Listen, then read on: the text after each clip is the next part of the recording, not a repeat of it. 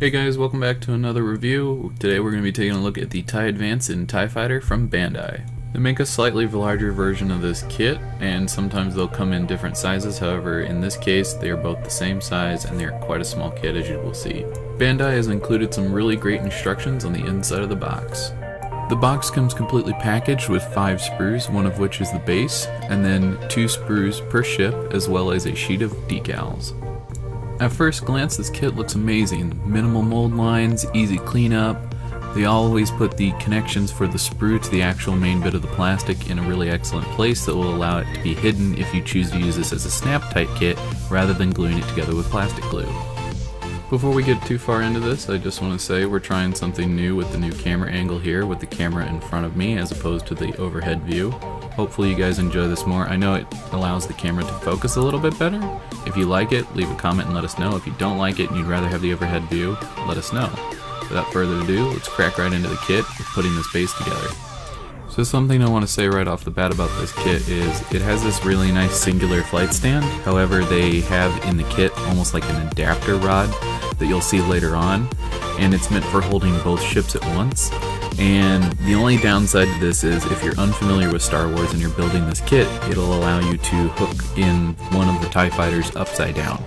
I did that on purpose at the end there as a joke, and I've decided to at least say something now because I know the comments will be riddled with you hooked it upside down. In any case, I am not a huge fan of it either because the angles at which it holds the ships at makes it very difficult for the stand to hold it up.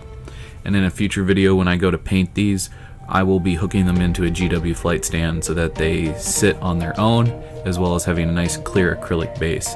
So don't worry about that, they're not going to get used in the final project. However, that is the flight stand that it comes with, and unfortunately you can either only mount one or you can mount both with that adapter rod, and that adapter rod is not a great addition to this. I would have much rather have had 2 flight stands. Bandai has done a really excellent job with this kit. The keying on it is really solid and really straightforward.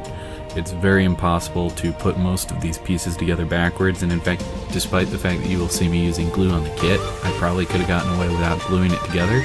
It is all a very tight fit kit. The only flaw that I really saw was there is this little collar piece that is like a locking pin almost for the main support struts of the main body of the TIE fighters versus the wings. And if you're not paying attention, you could get the left and right side mixed up. I don't think it would be that big a deal if you did. However, you would not quite get the wings as tight to the body as what you should if you did get them backwards, so just keep an eye on that when building this kit.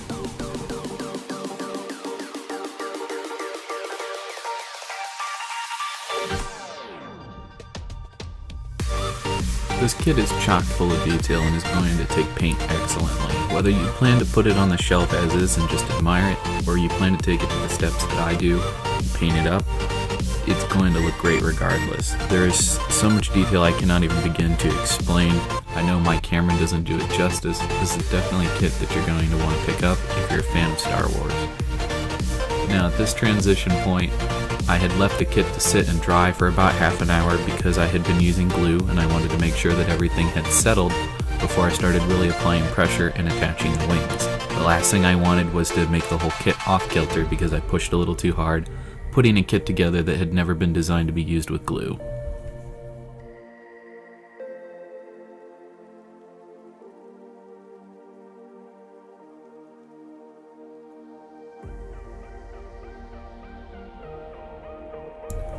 Attaching this rear section of the TIE Advanced was a bit of a trick. There's very minimal keying to make sure that you get this together. The trick to it really is that the top side is going to have 2 small boxes right there at the rear end of the capsule, and on the back side there is a whole mess of boxes right up against the capsule. Just make sure the side with the 2 small boxes is facing upward toward the cockpit door, and you should be good to go, and it should fit real snug right up against everything else on the fuselage. The wings are keyed appropriately for left and right, though if you wanted to do a custom ship and you wanted to flip these around, you could easily snip the keying off and it would still fit just fine either way. This kit was designed to be a snap-tight kit, however you did see me use some glue. That's just because I tend to be a little bit aggressive when I paint and I know the wings would pop back off. You can just assemble this straight as it is, out of the box. There really isn't a problem in doing that. And this is definitely a kit that many different people of ages could do, as well as different skill sets. And just like that, the TIE Advance is complete. Next to move on to the regular TIE Fighter. The TIE Fighter went together a little bit easier than the TIE Advance, but admittedly it had less pieces. There was plenty of detail, and this is going to take paint really, really well. The support struts coming off the fuselage are a little bit longer than the ones coming off the TIE Advance, so if you were thinking about getting multiple kits and kit bashing, although the keying is very similar, I don't believe that the wings would be interchangeable. The kit overall is very well made, and again, the only major complaint that I had was the collar piece that is the support strut between the fuselage and the wings. Again, this is something that you could get on backwards if you weren't paying attention, so I just suggest that you keep that in mind when putting this kit together.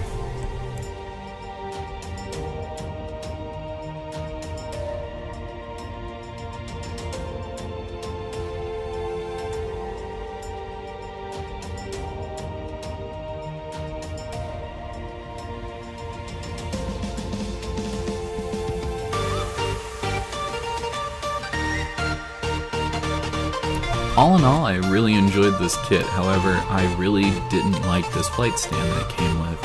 It had this vaguely industrial feel, but it really wasn't all that posable. It was quite limited. If you wanted to tip one model, you had to tip both of them, and it ultimately left me wanting just a secondary black flight stand like the singular monopod that I showed you at the beginning and that I'm showing you here now. With this one, you could tip the models in different directions and pose them differently and use them for different projects. With that gray flight stand that hooks into this one, everything was just kind of stuck the way it was, and it had really bad balance and would constantly tip over if they weren't adjusted properly. All in all, I really enjoyed this kit. It's definitely one that anyone can put together regardless of your skill level, and it's something that I highly suggest you pick up if you're interested in Star Wars. I'll find a link for you guys in the description below. Thank you guys so much for watching this one, and I'll see you in the next one.